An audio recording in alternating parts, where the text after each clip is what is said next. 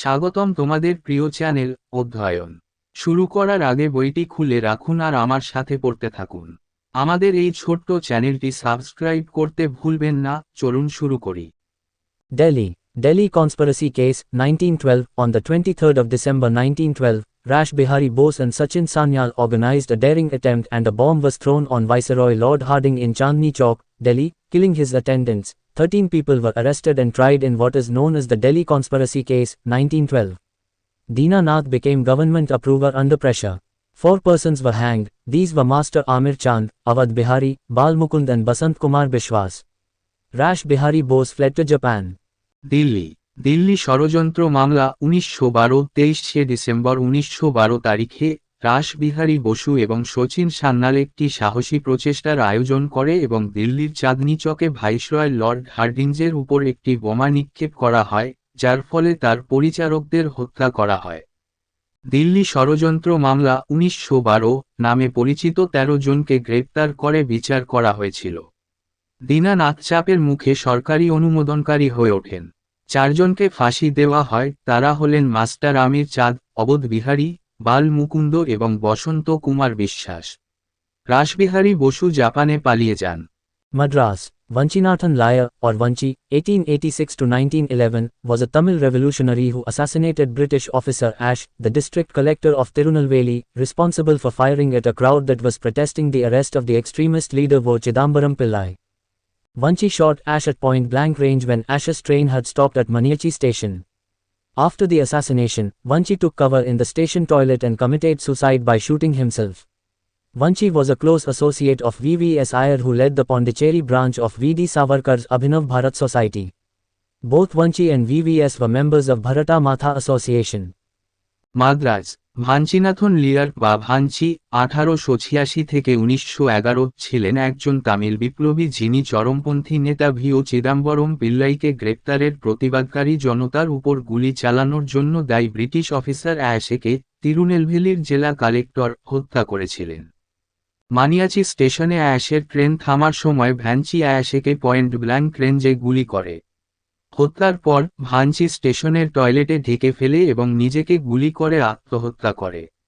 ভাঞ্চি VVS আয়ারের ঘনিষ্ঠ সহযোগী ছিলেন, যিনি ভি.ডি. সাভারকরের অভিনব ভারত সোসাইটির পন্ডিচেরি শাখার নেতৃত্ব দিয়েছিলেন।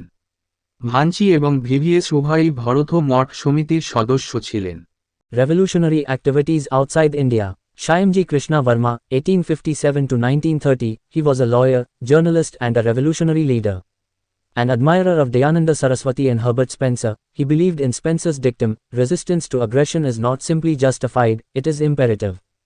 ভারতের বাইরে বিপ্লবী কার্যক্রম।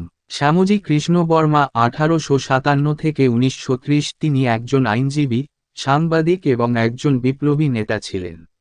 দয়ানন্দ সরস্বতী এবং হারবার্ট স্পেন্সারের একজন প্রশংসক, তিনি স্পেন্সারের এই কথায় বিশ্বাস করতেন, আগ্রাসনের বিরুদ্ধে প্রতিরোধ কেবল ন্যায়সঙ্গত নয়, এটি অপরিহার্য।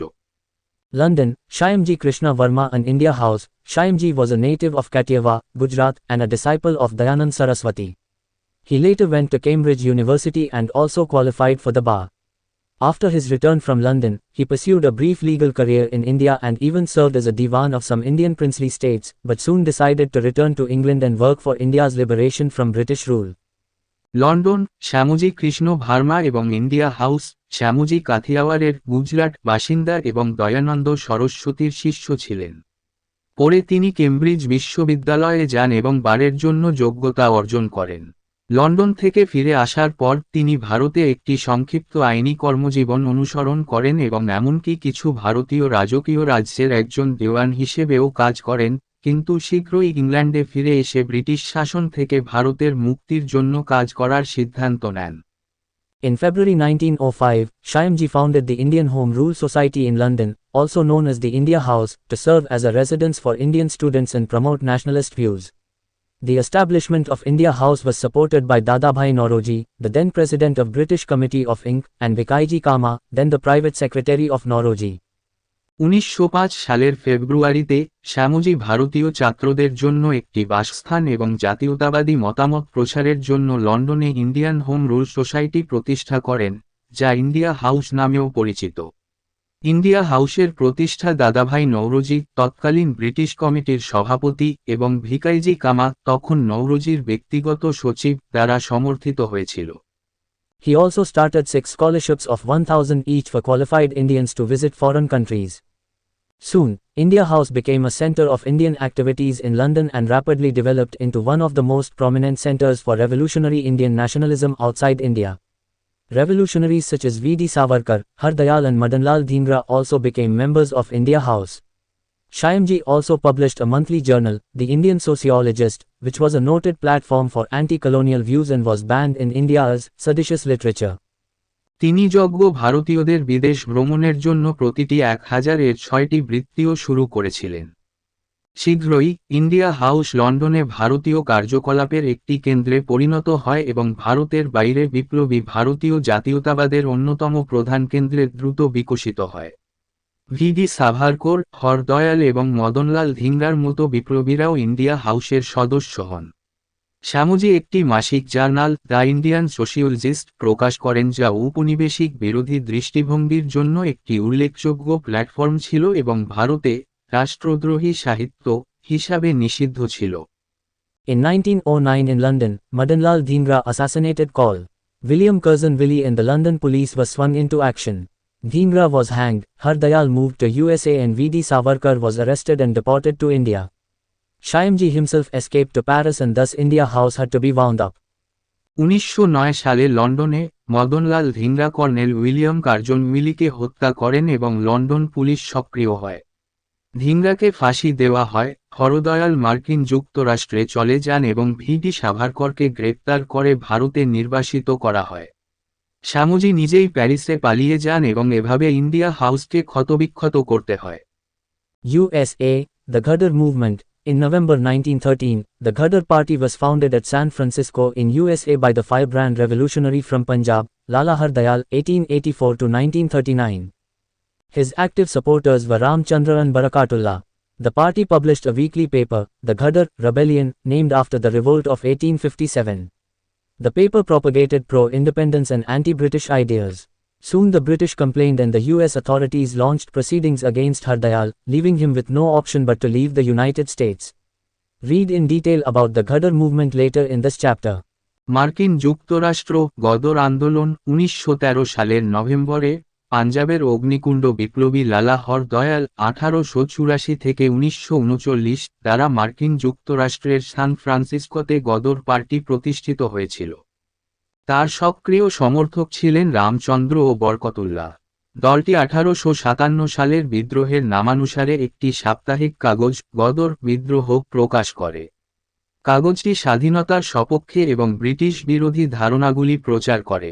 শীঘ্রই ব্রিটিশরা অভিযোগ করে এবং মার্কিন কর্তৃপক্ষ হরদয়ালের বিরুদ্ধে বিচার শুরু করে, তাকে মার্কিন যুক্তরাষ্ট্র ছেড়ে যাওয়া ছাড়া আর কোনো উপায় ছিল না। এই অধ্যায় পড়ে গদর আন্দোলন সম্পর্কে বিস্তারিত পড়ুন। Germany, Berlin Committee. During World War I, other Indians abroad united in Germany and set up the Indian Independence Committee, at Berlin in 1915, also known as the Berlin Committee for Indian Independence, with the full backing of German Foreign Office. The lead role was played by Virendranath Chattopadhyay, alias Chatto, and also included Lala Har Dayal and Bhupendranath Datta. The objectives of the committee included inciting rebellion among the troops, supplying explosives to Indian revolutionaries and even organizing invasion of British India. Germany Berlin committee বিশ্বযুদ্ধ-1 এর সময় বিদেশে অন্যান্য ভারতীয়রা জার্মানিতে একত্রিত হয়েছিল এবং 1915 সালে বার্লিনে ভারতীয় স্বাধীনতা কমিটি গঠন করেছিল, যা জার্মান পররাষ্ট্র দপ্তরের সম্পূর্ণ সমর্থনে ভারতীয় স্বাধীনতার জন্য বার্লিন কমিটি নামেও পরিচিত। প্রধান ভূমিকায় অভিনয় করেছিলেন বীরেন্দ্রনাথ চট্টোপাধ্যায় ওরফে চট্ট এবং এতে লালা হরদয়াল এবং ভূপেন্দ্রনাথ দত্ত ছিলেন।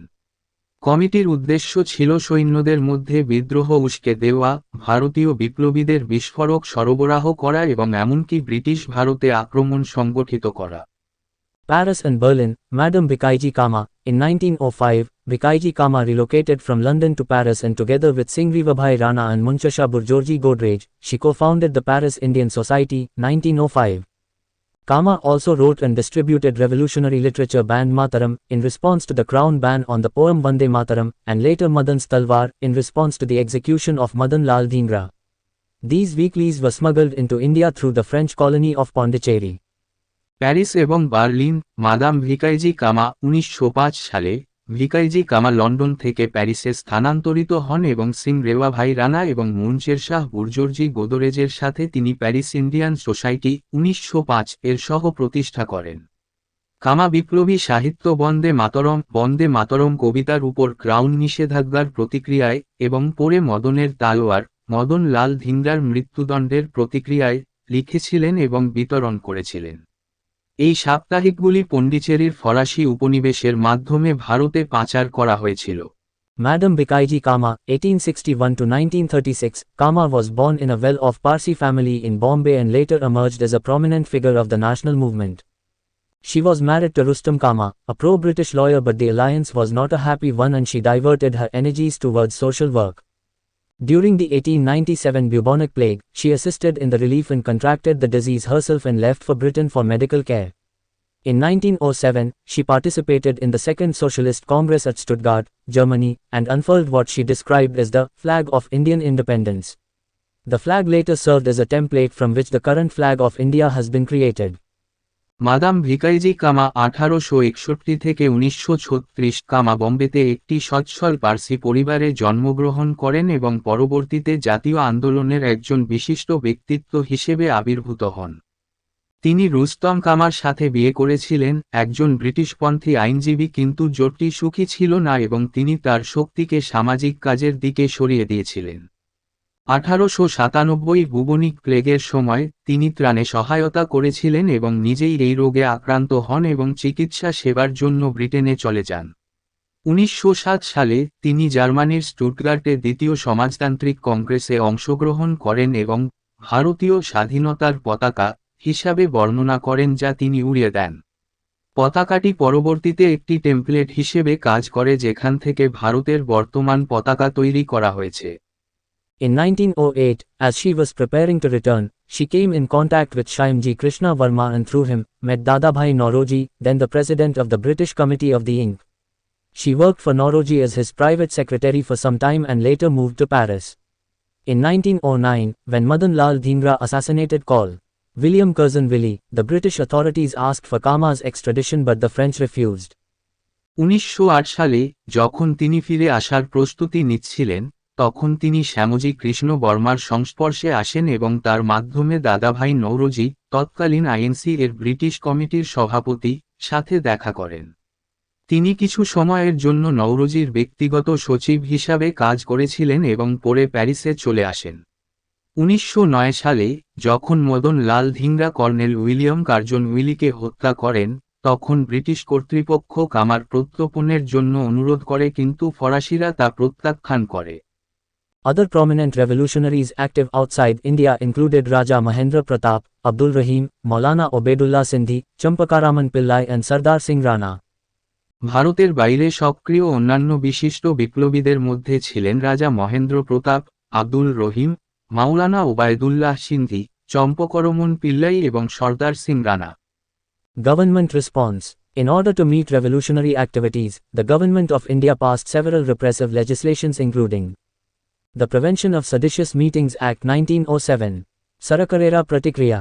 বিপ্লবী কর্মকাণ্ডের জন্য ভারত সরকার বেশ কিছু দমনমূলক আইন পাশ করে যার মধ্যে রয়েছে রাষ্ট্রদ্রোহী মিটিং প্রতিরোধ আইন 1907, Explosives Substances Act 1908, The Indian Criminal Law Amendment Act 1908, the Newspaper Incitement to Offences Act 1908, the Press Act 1910, the Defence of India Rules 1915, বিস্ফোরক পদার্থ আইন 1908, ভারতীয় ফৌজদারি আইন সংশোধনী আইন 1908, সংবাদপত্র অপরাধের প্ররোচনা আইন 1908, press act 1910, Bharatara Pratiriksha Bidhi 1915, Decline of the Revolutionary Trend.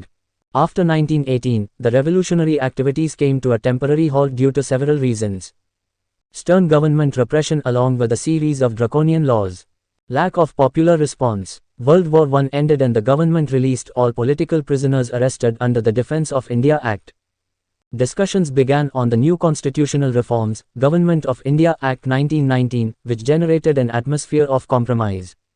Gandhiji arrived on the national scene and emphasized on non-violent means, which also halted the pace of revolutionary activities. বিপ্লবী ধারার পতন 1918 সালের পর বিভিন্ন কারণে বিপ্লবী কার্যক্রম সাময়িকভাবে বন্ধ হয়ে যায়। কঠোর সরকারি দমন পীড়ন সহ একের পর এক কঠোর আইন, জনপ্রিয় প্রতিক্রিয়ার অভাব। প্রথম বিশ্বযুদ্ধ শেষ হয় এবং সরকার ডিফেন্স অফ ইন্ডিয়া অ্যাক্টের অধীনে গ্রেফতারকৃত সমস্ত রাজনৈতিক বন্দীদের মুক্তি দেয়। নতুন সাংবিধানিক সংস্কার ভারত সরকার আইন 1919 নিয়ে আলোচনা শুরু হয়, যা সমঝোতার পরিবেশ তৈরি করে। গান্ধীজি জাতীয় দৃশ্যপটে এসেছিলেন এবং অহিংস উপায়ের উপর জোর দিয়েছিলেন, যা বিপ্লবী কর্মকাণ্ডের গতিকেও থামিয়ে দিয়েছিল। On account of the very nature of revolutionary terrorism, it could be taken up by only a handful of individuals, while the masses still awaited a form of political action that could accommodate their weaknesses while utilizing their strengths simultaneously. বিপ্লবী সন্ত্রাসবাদের প্রকৃতির কারণে এটি শুধুমাত্র কিছু সংখ্যক ব্যক্তি দ্বারা গ্রহণ করা যেতে পারে, যখন জনসাধারণ এখনও একটি রাজনৈতিক পদক্ষেপের জন্য অপেক্ষা করছে যা তাদের শক্তিগুলিকে একই সাথে ব্যবহার করার সময় তাদের দুর্বলতাগুলিকে মিটমাট করতে পারে। Second phase of revolutionary terrorism. The second phase of revolutionary terrorism in India began after the failure of non-cooperation movement. Old and new revolutionary organizations erupted in two broad strands, one in northern India and the other in Bengal. Refer to chapter 12. বিপ্লবী সন্ত্রাসবাদের দ্বিতীয় পর্ব অসহযোগ আন্দোলনের ব্যর্থতার পর ভারতে বিপ্লবী সন্ত্রাসবাদের দ্বিতীয় পর্ব শুরু হয়। পুরাতন এবং নতুন বিপ্লবী সংগঠন দুটি বিস্তৃত ধারায় বিস্ফোরিত হয়েছিল, একটি উত্তর ভারতে এবং অন্যটি বাংলায়। অধ্যায় 12 পড়ুন। এখানেই এই ভিডিওটি শেষ করলাম। পরবর্তী ভিডিওতে আমরা বাকিটা পড়ব।